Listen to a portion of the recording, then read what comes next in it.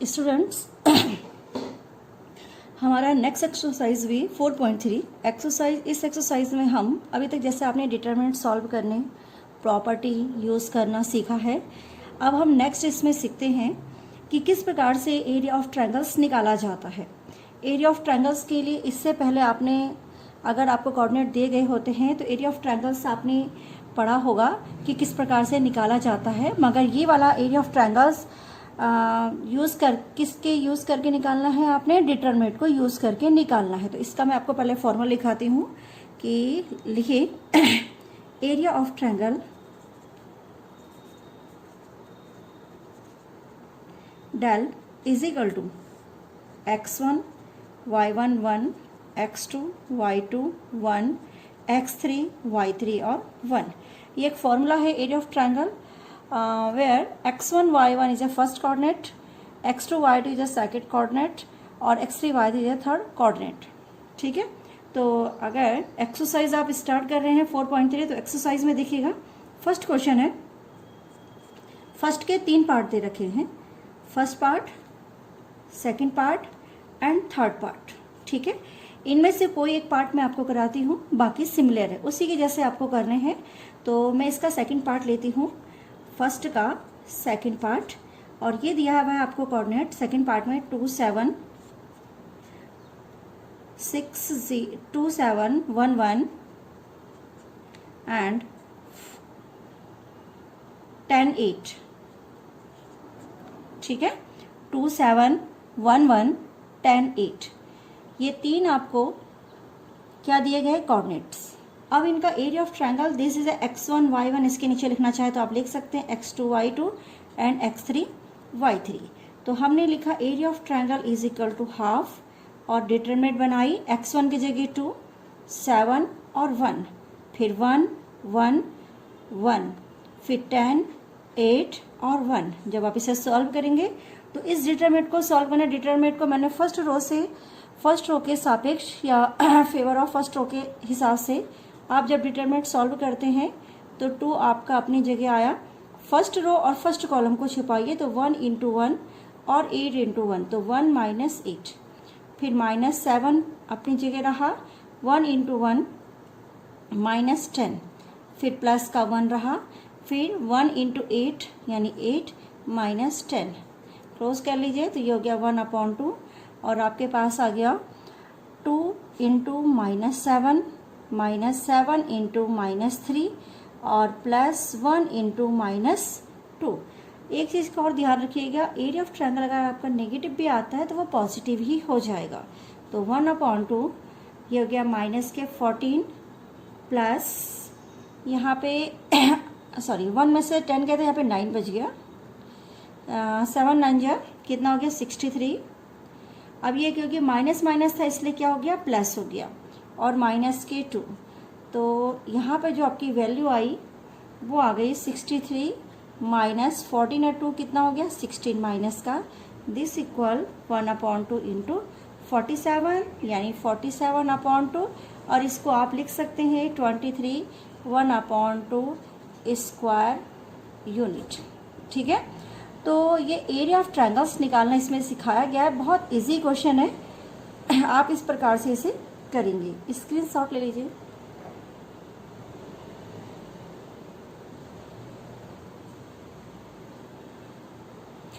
इसके बाद next question है क्वेश्चन नंबर 2, जहां पर आपको ये बताया जाएगा कि किस प्रकार से क्वेश्चन को प्रूफ करने के लिए बताया गया है कि प्रूफ दैट पॉइंट्स इतना इतना इतना ये क्या है कोलिनियर से, यानी एक ही रेखा पर है। अगर ये 1 लाइंस में होंगे तो नेचुरली इसका जो एरिया होगा वो क्या होना चाहिए 0 होना चाहिए। तो हम इसको प्रूफ करने की कोशिश करते हैं। क्वेश्चन नंबर 2, सेम एक्सरसाइज चल रही है अभी। A B plus C is a first coordinate and second coordinate है B C plus A and third coordinate है सी ए प्लस बी। ये क्या है कोलिनियर या संरेख है। ठीक है, ये आपको क्या करना है दर्शाना है या प्रूफ दैट सिद्ध करना है। तो सबसे पहले अगर एरिया ऑफ ट्रायंगल होगा तो मैं एरिया ऑफ ट्रायंगल निकालूंगी और यहाँ पे ए बी प्लस सी 1। ठीक है, फिर लिखा बी सी प्लस ए 1, फिर लिखा सी ए प्लस बी 1। अगर इक्वल लीनियर को तो this value is equal to कितनी होनी चाहिए, 0 होनी चाहिए। ठीक है, तो हम इसको सॉल्व करते हैं। सबसे पहले डिटरमिनेंट की जितनी प्रॉपर्टीज आपने पढ़ी आप उसको पढ़ सकते हैं, दोबारा से इसमें यूज कर सकते हैं। तो डेल इज इक्वल टू, यहाँ पर मैं एक प्रॉपर्टी लिख रही हूँ कि C1 changing bye C1 plus C2। मैं इसको इसके साथ जोड़ना चाह रही हूँ। देखो जोड़ करके ये आ जाएगा a plus b plus c, ऐसे a plus b plus c और a plus b plus c, बाकी b plus c, c plus a plus b as it is 1 1 1, ये आपका वैसे ही रहा। अब देखिए ये पूरा कॉमन लीजिए, लिखो a plus b plus C is common from C1 से। तो आपने जब इसको कॉमन लिया तो ये हो जाएगा a प्लस बी प्लस सी, मैंने कॉमन ले लिया। और अब आप यहाँ देखिए 1 1 1, b plus c, c plus a plus b 1 1 1। एक प्रॉपर्टी मैंने आपको डिटरमिनेंट समझाई थी कि जहाँ पर यदि 2 रो या 2 कॉलम्स के प्रत्येक एलिमेंट एक जैसे होते हैं तो वो अपने आप ऑटोमेटिकली क्या होता है, 0 हो जाता है। उस डिटरमिनेंट को सॉल्व करने की ज़रूरत नहीं होती है। तो हम यहाँ पे लिखेंगे यूजिंग प्रॉपर्टी, कौन सी, 2 row and 2 columns are same. ठीक है, this is C1 and C3। तो इसकी वैल्यूज कितनी हो जाएगी डिटरमिनेंट की, आपका यहाँ पे से 1/2 भी चल रहा था, थोड़ा सा इसका ध्यान दीजिएगा, ये यहाँ पे छूट गया है। तो यहाँ पे से मैं लिख रही हूँ 1/2 a plus b plus c 1/2 into 0, तो दिस इक्वल टू कितना हो गया, 0। तो ए बी सी जो पॉइंट्स है आपके, suppose this point A and B and C, तो A B C are collinear. ठीक है, या क्या है, संरेख है। तो ये क्वेश्चन आपका कंप्लीट हुआ। इस टाइप का क्वेश्चन भी एग्जाम में पूछा जाता है। और इसी को एक्सरसाइज को हम आगे की ओर बढ़ाते हैं। फाइंड द वैल्यू ऑफ के पूछी जाती है कि जहाँ पे एरिया ऑफ ट्रायंगल दे दिया जाता है और आपको कोऑर्डिनेट दिए गए होते हैं। तो क्वेश्चन नंबर 3 देखिए इसका, यहाँ पे मैं आपको क्वेश्चन नंबर 3 करवा रही हूँ। इसी का क्वेश्चन नंबर 3 है, उसमें लिखा है कि फाइंड द वैल्यू ऑफ के if the area of triangle is 4 square units. और जहाँ पर वर्टेक्स आपको दिए हैं K0 4 0 0 2, तो इसके आपके पास 2 हैं, फर्स्ट है और सेकंड पार्ट, 2 पार्ट है। तो इनमें से हम फर्स्ट पार्ट ले लेते हैं, थर्ड का फर्स्ट पार्ट। और थर्ड का फर्स्ट पार्ट ये कहता है कि कोऑर्डिनेट है K0 4 0 और 0 2, और वैल्यू किसकी फाइंड करनी है, find the value of K if given. क्या दिया हुआ होगा आपको, एरिया ऑफ ट्रायंगल्स कितना है, 4 यूनिट स्क्वायर। ठीक है, तो चलिए मैंने लिखा 4, जैसे आप करते हैं जहाँ पे आप डेल लिखते हैं, half x1 y1 1, x2 y2 1, x3 y3 1, तो that is 1/2, this is 4। x1 की जगह क्या है, K01 4 0 1 0 2 1, ये आपने कोऑर्डिनेट में इसकी वैल्यू रख दी। अब हम इसको इधर के साइड से सॉल्व करते हैं। तो सिंपल है, आप जब क्वेश्चन को सॉल्व कर रहे होंगे तो ये 2 इधर ले आइए, तो ये जाएगा 8 is equal to K। Determinant solve करेंगे तो डिटरमिनेंट सॉल्व करते समय पहला आपके पास आया K और 0 -2, ये फर्स्ट हो गया। फिर माइनस का 0 और इसके अंदर कोऑर्डिनेट 0 करेंगे तो 4 -0, फिर प्लस का 1 और इसकी वैल्यूज आई 8 -0। तो this equal to 8 is equal to, ये हो गया माइनस का 2K, ये तो 0 ही हो गया, और ये हो गया +8। ठीक है, थोड़ा सा ध्यान से देखिएगा।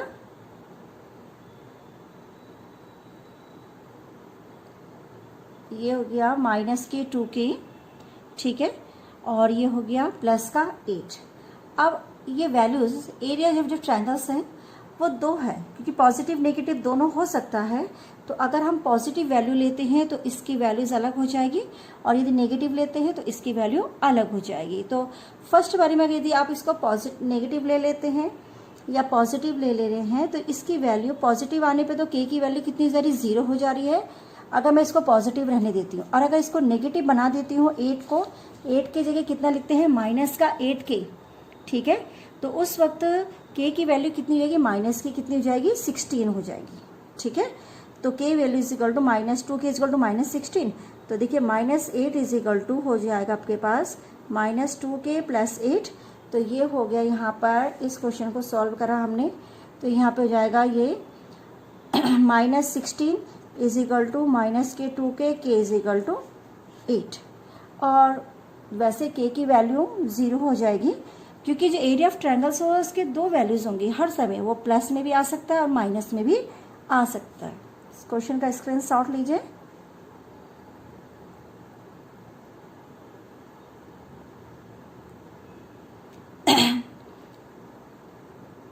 नेक्स्ट है इसमें क्वेश्चन नंबर 4, थोड़ा डिफरेंट टाइप का है मगर है वो इसी तरीके से करना है आपको।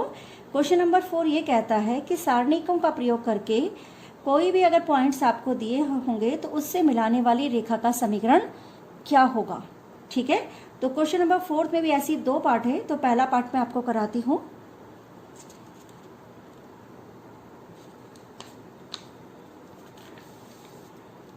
देखिए क्वेश्चन नंबर 4 कौन सी एक्सरसाइज है, 4.3 चल रही है। क्वेश्चन नंबर 4 में आपको एक इक्वेशन सॉल्व करनी है, मतलब एक रेखा का समीकरण ज्ञात करना है। यदि हमने उसके कोई पॉइंट्स आपको गिवन किए गए हों 1, 2 और 3, 6, इनसे मिलाने वाली रेखा, मगर सारणी के लिए क्योंकि त्रिभुज के जो शीर्ष होते हैं वो 3 होते हैं, तो इस प्रकार से हमने माना बिंदु क्या मान दिया इसमें x और कॉमा करके क्या मान दिया y। तो एरिया ऑफ ट्रायंगल हो जाएगा आपका x1, यानी चाहे आप xy को x1 y1 मान लीजिए, तो जाएगा xy1 1 2 1 3 6 1। ये मैंने इसकी वैल्यूज रख दी, आप सारी वैल्यूज इसमें इसी प्रकार से रखेंगे। फिर एरिया ऑफ ट्रायंगल आपको मालूम है कैसे करके निकालना है, 1/2 आप इसमें रखेंगे। कहीं पे भी 1/2 आप छोड़िएगा नहीं, क्योंकि 1/2 अगर छूट जाएगा तो एरिया ऑफ ट्रायंगल्स नहीं कहलाएगा, वो क्वेश्चन ही चेंज हो जाएगा। ठीक है, तो इस प्रकार से हमने लिखा 1/2। अब हम इसकी इक्वेशन सॉल्व कर रहे हैं डिटरमिनेंट्स। तो देखिए डिटरमिनेंट सॉल्व करने के लिए x मैंने अपनी जगह रखा, फर्स्ट रो फर्स्ट कॉलम को 2 1 जा 2 -6। ठीक है, फिर माइनस का y हुआ और इसको किया 1 1 माइनस का 3, फिर प्लस का 1 किया और 6 -6। तो दिस इक्वल आपके पास आ गया 1/2, ये हो जाएगा -4x, ये माइनस के 2 यानी प्लस के 2y, और ये क्या हो जाएगा 0 हो जाएगा। ठीक है, तो इतना आपके पास आया। 2 से आप इसे अंदर इंटू कीजिए तो ये जाएगा माइनस के 2x प्लस y। ठीक है, अब क्योंकि हमने मिलाने वाली रेखा का समीकरण ज्ञात करना है, तो हम ये मान के चलते हैं कि ये तीनों क्या होंगे, समरेख होंगे, यानी एक ही रेखा पर अगर स्थित हो तो इस वक्त ये इक्वेशंस आ जाएगी 2x minus y is equal to कितना हो जाएगा 0, यानी उसका जो एरिया ऑफ ट्रायंगल है वो क्या है 0। तो इसकी जगह मैंने क्या कर दिया 0 कर दिया, तो 2x minus y is equal to 0। तो ये इक्वेशन इस प्रकार से आपको प्राप्त होगी। यदि आपको कोई 2 पॉइंट दिए हो और तीसरा पॉइंट आपको खुद बना करके उसकी एक इक्वेशन सॉल्व करनी होगी, तो वो इस प्रकार से की जाएगी। तो ये एक्सरसाइज आपकी कंप्लीट हुई 4.3। और 4.3 में आपने क्या सीखा, एरिया ऑफ ट्रायंगल निकालना सीखा। एरिया ऑफ ट्रायंगल निकालने के लिए एक सिंपल सा फॉर्मूला दिया गया है, एग्जाम में क्वेश्चन पूछा जाता है कि किस प्रकार से आप एरिया ऑफ ट्रायंगल निकालेंगे डिटरमिनेंट्स की हेल्प से। तो जो आप पहले करते थे, जिसे जैसे आपने लिखा half x1 y2 minus y3, ये फार्मूला एक होता है, तो इस फार्मूले को यहाँ पे यूज़ नहीं करना, यहाँ पे ये इस टाइप से फार्मूला यूज़ किया जाएगा। ठीक है, तो एरिया ऑफ ट्रायंगल डिटरमिनेंट के हिसाब से इसको निकालेंगे। It's okay students.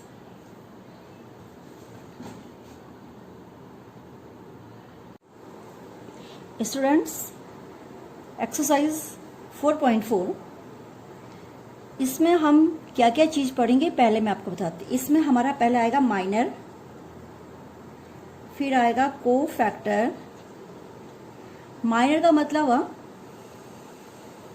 उपसारणिक,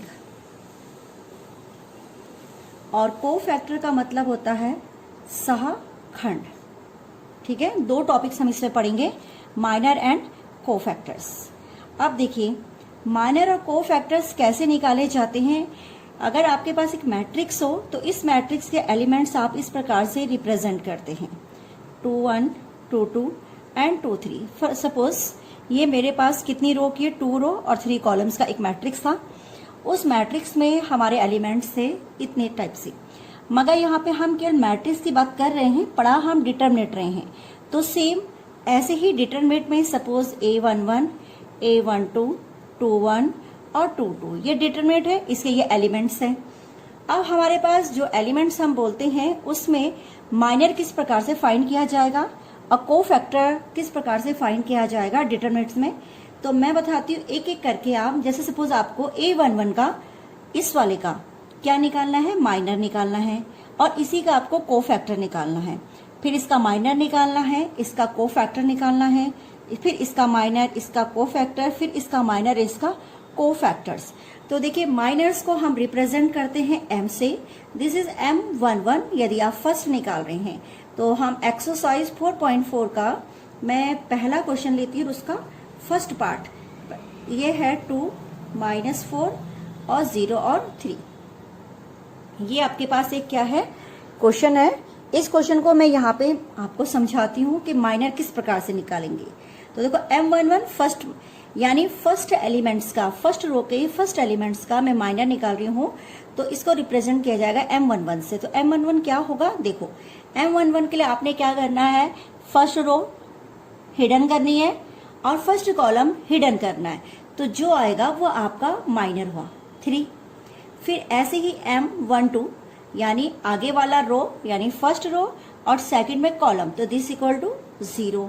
फिर आपने लिखा M21 यानी दूसरी रो और फर्स्ट कॉलम -4 और M22 यानी दूसरी रो और दूसरा कॉलम, तो this value is equal to 2। This is a minor of given determinates.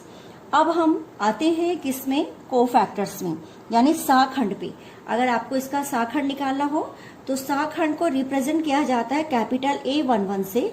A11 is equal to, मैं समझा देती हूँ, पहले एक फॉर्मूला लिखेंगे, -1 का रो प्लस कॉलम यानी 1 + 1, तो this is 2। 1 + 1 is equal to कितना हो गया, 2। यानी रो प्लस कॉलम को आप -1 की पावर बनाएंगी। फिर आएगा यहाँ पे M11। तो देखिए पहला हमारा था माइनस का स्क्वायर लेंगे, प्लस आएगा, इसकी वैल्यू एज इट इज रह गई 3 क्योंकि M11 की थी। अब 1 2, तो दिस इक्वल टू -1 की पावर 3 और इसकी वैल्यू कितनी है, 0। यहाँ पे मैं M12 लिखूंगी तो दिस इक्वल टू कितना गया, 0, तो this value is equal to 0। फिर लिखा 21, तो -1 का पावर 3 और इसकी जगह यहाँ पर मैं दोबारा से रिप्रेजेंट करके आपको बता रही हूँ ताकि आप बिल्कुल गलती ना करें। और M21 की वैल्यू ऑलरेडी -4 थी, तो दिस इक्वल टू कितना हो गया, 4। अब A22 दिस इक्वल -1 की पावर 4 और M22, तो दिस इक्वल ये प्लस हो गया, 22 का वैल्यू कितना है, 2। तो इस प्रकार से आपके कोफैक्टर्स भी निकल गए और माइनर्स भी निकल गए। तो केवल आपको एग्जाम में 1 मार्क्स में यही क्वेश्चन पूछा जाता है कि कोफैक्टर और माइनर्स फाइंड कीजिए, तो ये हो गया। इसका second question as it is है फर्स्ट का सेकंड क्वेश्चन। तो फर्स्ट पार्ट तो मैंने आपको करा दिया, ये है, सेकंड पार्ट आप खुद करेंगे। क्लियर हो गया। अब हम इसी क्वेश्चन को एक्सरसाइज में इसी तरीके के क्वेश्चन को आगे बढ़ाते हैं, मगर वो 2/2 का डिटरमिनेंट ना होकर के 3/3 का मैं डिटरमिनेंट लूंगी। तो क्वेश्चन नंबर 2 में आ रहे हैं हम यहाँ पे से। क्वेश्चन नंबर कितना, 2। इसके 2 पार्ट है, फर्स्ट और सेकंड। तो मैं सेकंड पार्ट आपको करा रही हूँ, फर्स्ट नहीं करा रही। फर्स्ट जैसे मैं सेकंड कराऊंगी सेम वैसे ही होगा। तो देखिए ये है आपके पास 104 35 -1 0 1 2। This is a determinant. Okay, अब हम एक एक करके लेंगे क्योंकि 3/3 के, तो थोड़ा सा आप ध्यान से कीजिएगा और सिस्टमेटिकली कीजिएगा। तो पहले मैंने इसके M11 निकाला।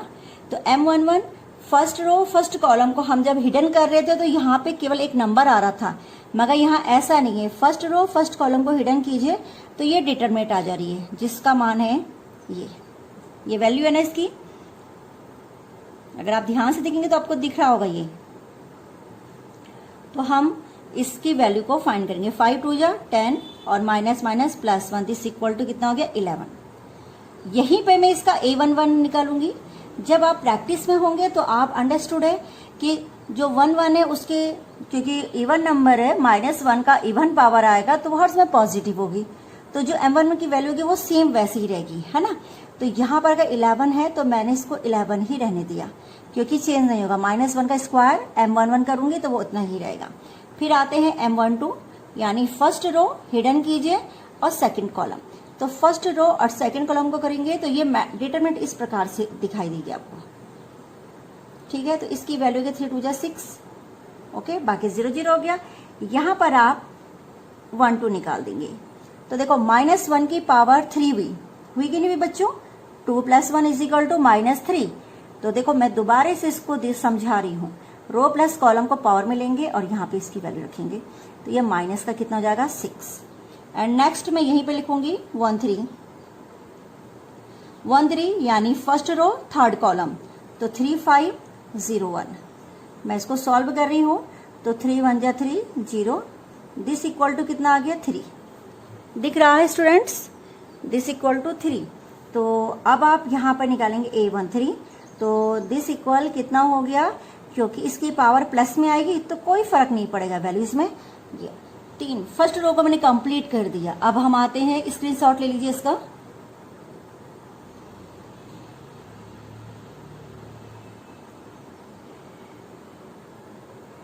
ठीक है, आगे बढ़ते हैं। अब हम निकालते हैं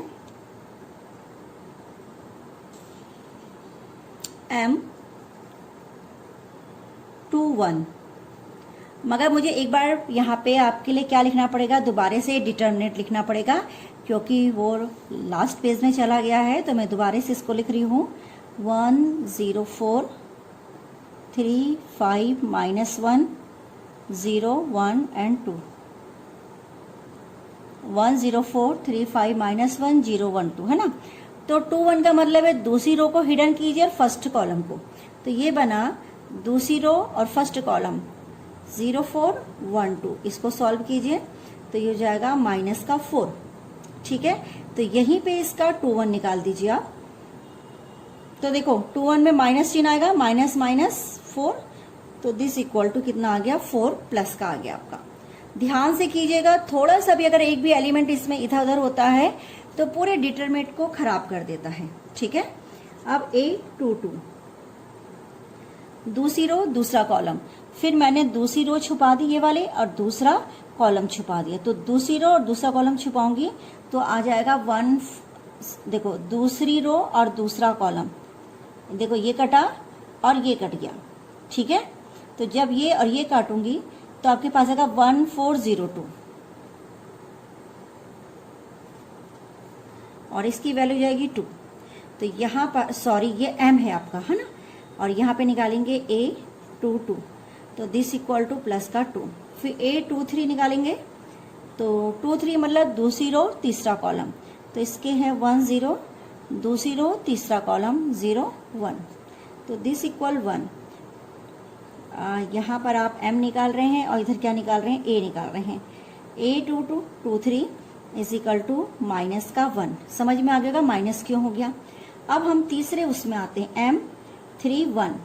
M31 मतलब तीसरा रो और फर्स्ट कॉलम, तो इसके एलिमेंट हुए 0 4 5 -1, दिस इक्वल 20 माइनस के। तो यहाँ पर A31 is equal two plus का 20 हो जाएगा। अंडरस्टूड है? प्लस का 20 कैसे हुआ, प्लस का 20 कैसे हुआ, सभी बच्चों को समझ में आ रहा होगा। 3 1 प्लस का करिए माइनस का करो, माइनस का करेंगे हम, क्योंकि ये पावर में कितना हो रहा है 4 हो रहा है, ओके।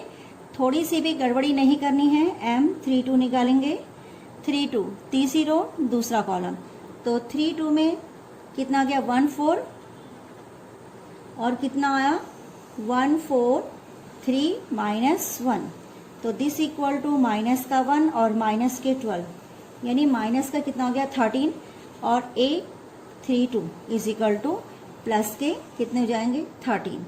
फिर लास्ट इसमें 3 3 बचता है, 3 3 को मैं यहाँ पे दिखाती हूँ आपको। तो 3 3 आप कैसे करेंगे, तीसरा रो और तीसरा कॉलम, तो 1 0 3 5, तो ये हो जाएगा 5, ये 5 है, ठीक है, और -0, दिस इक्वल टू कितना हो गया 5। और इसी का यहाँ पर मैं लिख रही हूँ A33 कितना हो जाएगा 5, ठीक है।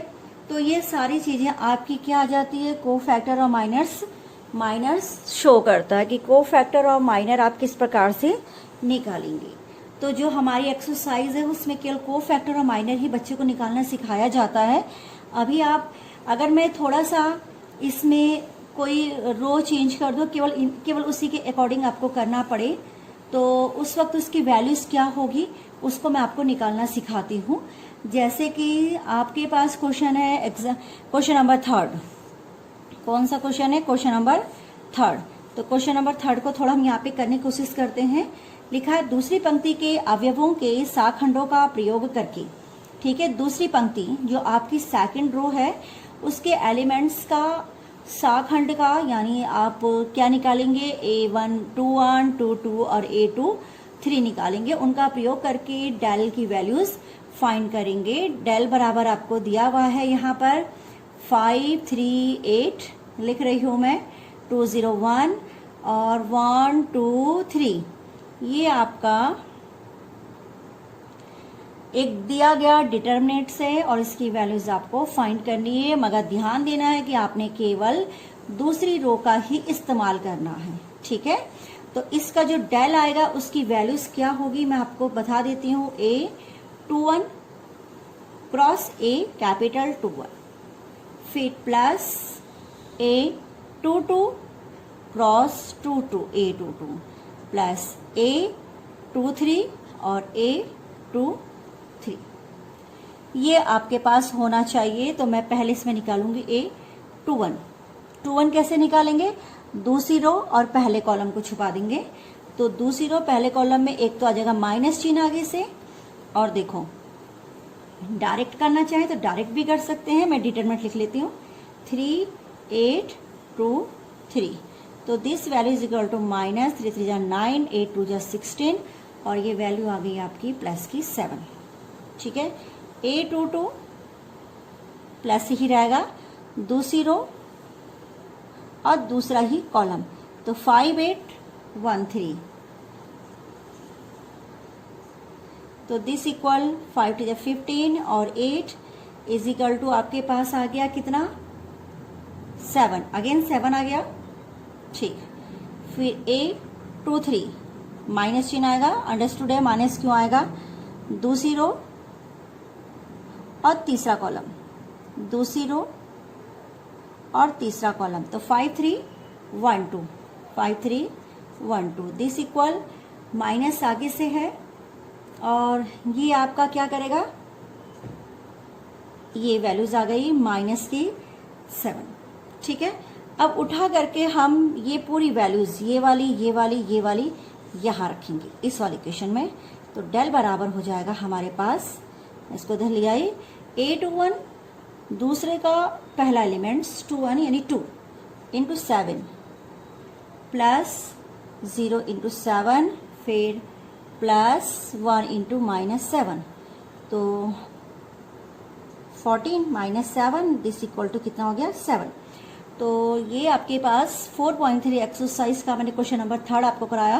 क्वेश्चन नंबर 4 तो आप इसमें खुद करेंगे, सेम ऐसा ही है, बस केवल उसमें तीसरा स्तंभ है यानी थर्ड कॉलम के अकॉर्डिंग आपने उसकी वैल्यूज फाइंड करनी है। तो सेम वैसा ही रहता है, इसमें कोई भी दिक्कत नहीं है। तीसरे स्तंभ में और तीसरा स्तंभ होगा तो फर्स्ट रो होगी, तो A13 बस सेम ऐसे ही आप इस प्रकार से बनाएंगे। ओके गाइस स्टूडेंट्स, और अब आप इसका स्क्रीनशॉट ले लीजिए और क्वेश्चन कंप्लीट कीजिए।